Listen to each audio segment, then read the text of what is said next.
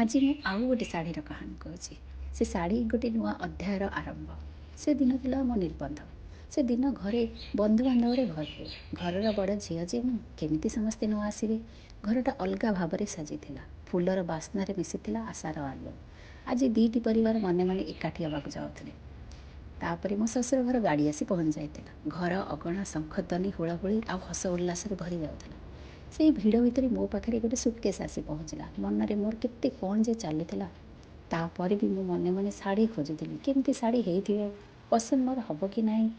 ଯେତେବେଳେ ଏଇ ଶାଢ଼ୀ ଦେଖିଲି ମୋତେ ବହୁତ ପସନ୍ଦ ଆସିଗଲା। ସେଇଟା ମୋ ଶ୍ୱଶୁରଙ୍କର ପସନ୍ଦ ଥିଲା।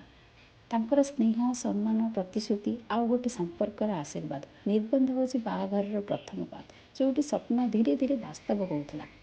ସେ ଶାଢ଼ୀଟି କେବଳ ରଙ୍ଗ ଆଉ କପଡ଼ା ନଥିଲା, ମୋ ଜୀବନର ଏକ ନୂଆ ଅଧ୍ୟାୟର ଆରମ୍ଭ ଥିଲା।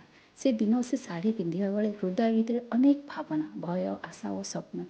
ମାଆଙ୍କ ଆଖିରେ ଲୁହ ଥିଲା, ଶ୍ୱଶୁରଙ୍କ ଆଖିରେ ବହୁତ କିଛି, ଆଉ ସମସ୍ତଙ୍କ ମନରେ ଗୋଟିଏ ପ୍ରାର୍ଥନା, ଏ ସମ୍ପର୍କ ଚିରକାଳ ଅତୁଟ ରହୁ।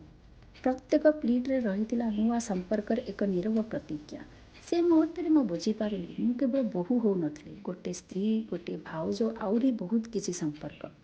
ଆଜି ବି ସେ ଶାଢ଼ୀ ଦେଖିଲେ ମନେ କହେ, ଏହା ମୋ ଜୀବନର ଆରମ୍ଭ।